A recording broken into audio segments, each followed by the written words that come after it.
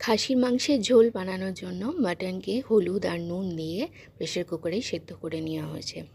ডুমো ডুমো আলু করে ওটা আগে থেকে সেদ্ধ করে নিয়েছি।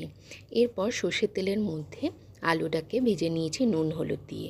তারপর তেল অ্যাড করে তার মধ্যে গরম মশলা ফোড়ন দিয়ে পেঁয়াজটাকে ভেজে নিয়েছি।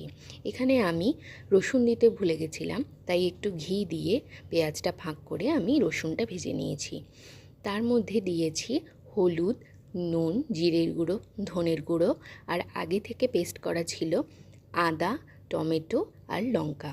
এই পেস্টগুলো দিয়ে একটু জল দিয়ে আমি ভালো করে কষিয়ে নিয়েছি। এবার জল বাদ দিয়ে আমি শুধু সেদ্ধ মাংসকে মশলার সঙ্গে কষিয়ে নিয়েছি আর একটুখানি গুড় অ্যাড করেছি। আপনার যতটা ঝোল দরকার ততটা জল দিয়ে ভালো করে ফুটিয়ে নিন। এবার আলু দিয়ে পরিমাণ মতো ঝোল দিয়ে খানিকক্ষণ ফুটিয়ে নিয়ে গরম মশলা দিয়ে নামিয়ে নিন খাসির মাংসের ঝোল।